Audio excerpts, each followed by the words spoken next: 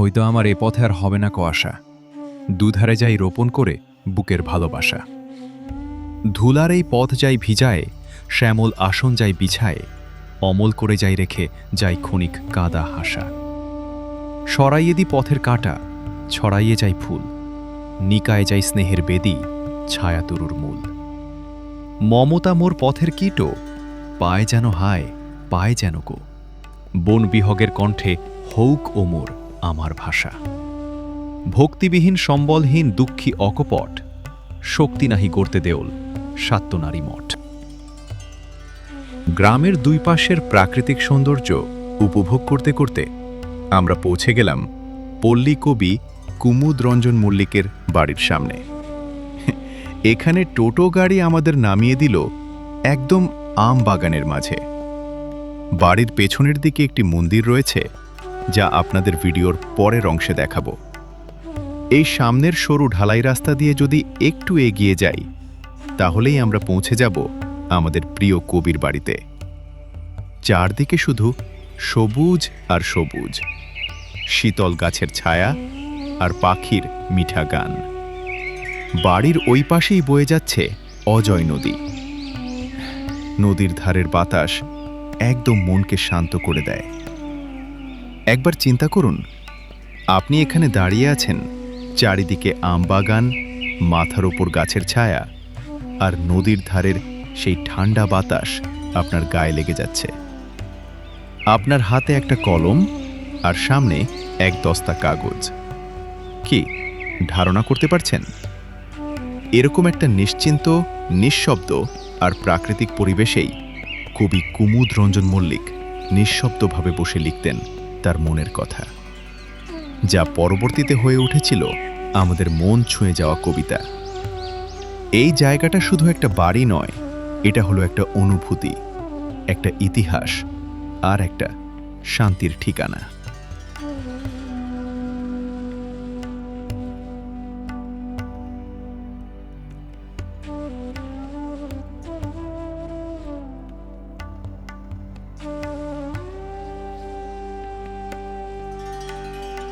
আমরা এবার বাড়ির পেছনের দিকে এগোতেই চোখে পড়ল এক অন্যরকম দৃশ্য।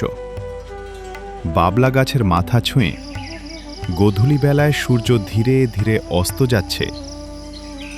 সামনেই রয়েছে একটি ছোট্ট মন্দির, চারিদিকে পাখির কিচিরমিচির ডাক, আর সেই নিস্তব্ধতার মাঝেই লুকিয়ে আছে এক গভীর শান্তি।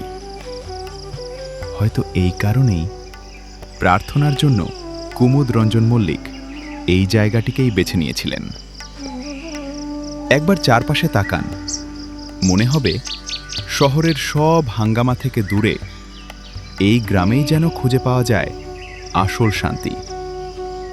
আর তখনই মনে হয় এখানে আসাটা একদমই বৃথা যায়নি। ঘাসের ওপর পা রেখে আমরা যখন একটু একটু করে সামনে এগোচ্ছি, হঠাৎই চোখে পড়ল অজয় নদীর পাশে সাক্ষী হয়ে শুয়ে আছে এক নীরব সমাধি। চারিদিক নিস্তব্ধ, কিন্তু সেই নিস্তব্ধতার মধ্যেই যেন লুকিয়ে আছে বহু বছরের গল্প। আর ঠিক তার পাশেই ভগ্নাবশেষ হয়ে দাঁড়িয়ে আছে একটি পুরনো বাড়ি। দেয়ালের প্লাস্টার খসে পড়েছে, ছাদের কড়ি কাঠ এখনো সময়ের সাথে লড়াই করে টিকে আছে। মনে হয় এই বাড়ির ভেতরেই হয়তো কেটেছিল কবির শৈশবকাল। হয়তো এই উঠোনেই খেলাধুলা, এই প্রকৃতির মাঝেই বড় হয়ে ওঠা। জঙ্গলের সরু পথ পেরিয়ে যখন আমরা আর একটু সামনে এলাম, চোখে পড়ল বাড়ির সামনে সেই পুরনো সুন্দর সিঁড়ি। প্রতিটা ধাপ যেন অতীতের স্মৃতি বয়ে নিয়ে চলেছে। চারিদিকে আমবাগান, তার মাঝখানে দাঁড়িয়ে এই নিঃস্ব ভাঙাচোরা বাড়ি। একটা গা ছমছমে পরিবেশ, যেন এখনো কেউ এখানে নিঃশব্দে উপস্থিত। হয়তো এই বাতাসে আজও ভেসে বেড়ায় কবির স্মৃতি। এই জায়গাটা শুধু একটা ভাঙা বাড়ি নয়, এটা এক টুকরো ইতিহাস, যেখানে প্রতিটা ইট, প্রতিটা গাছ এখনো নিঃশব্দে গল্প বলে যায়।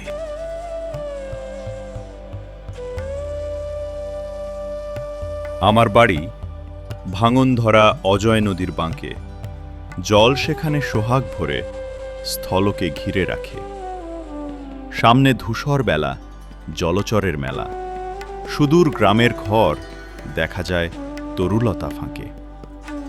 ঠিক দুপুরে বাতাস লেগে নাচে জলের ঢেউ।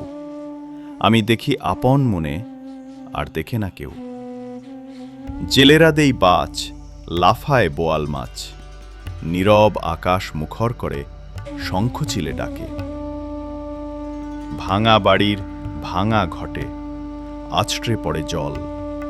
মেঠো ফুলের মিঠা বাসে মন করে চঞ্চল। যত দূরেই চাই শোভার সীমা নাই। পল্লী বধূ কলসি করে জল লয়ে যায় কাখে। মাধবী আর মালতীতে ঘেরা উঠান মোড়। আমের গাছে কোকিল ডাকে সারাটি দিনভর। দোয়েল পাপিয়ায় গানে কানন ছায়। চক্র রচে মৌমাছিরা নিত্য ঝাঁকে ঝাঁকে।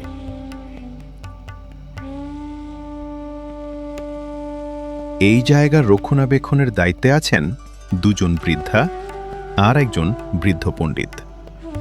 সময়ের সাথে সাথে যখন অনেক কিছুই হারিয়ে যায়, তখনও তারা নীরবে ধরে রেখেছেন এই জায়গার স্মৃতি। সত্যিই ভাবতে অবাক লাগে, যেখানে এক সময় কবিতার জন্ম হতো, শব্দে শব্দে গড়ে উঠত অনুভূতি, আজ সেই জায়গাকে বাঁচিয়ে রেখেছেন কয়েকজন সাধারণ মানুষ এই দেশে। এখন আর সাহিত্য কবিতা চর্চা ঠিক আগের মতো কোথায়। সব কিছু যেন ধীরে ধীরে হারিয়ে যাচ্ছে। মোবাইলের স্ক্রিনে ছোট ছোট রিলসের ভিড়ে গভীরতা কমে যাচ্ছে। অনুভূতিগুলো যেন আর আগের মতো ছুঁয়ে যায় না। তবুও এই মানুষগুলো আছেন বলেই এই ইতিহাস, এই স্মৃতি এখনো বেঁচে আছে। তাদের প্রতি রইল আমাদের আন্তরিক শ্রদ্ধা আর কৃতজ্ঞতা, কারণ তারা শুধু একটা জায়গা নয়, একটা সময়, একটা সংস্কৃতি আর একটা অনুভূতিকে বাঁচিয়ে রেখেছেন। আর যদি আপনাদের এই যাত্রাটা ভালো লেগে থাকে, তাহলে ভিডিওটাকে একটা লাইক দিন, চ্যানেলটি সাবস্ক্রাইব করে আমাদের সাথে থাকুন। আপনাদের ভালোবাসাই আমাদের এগিয়ে চলার শক্তি। আবার দেখা হবে নতুন কোনো গল্পে, নতুন কোনো যাত্রায়।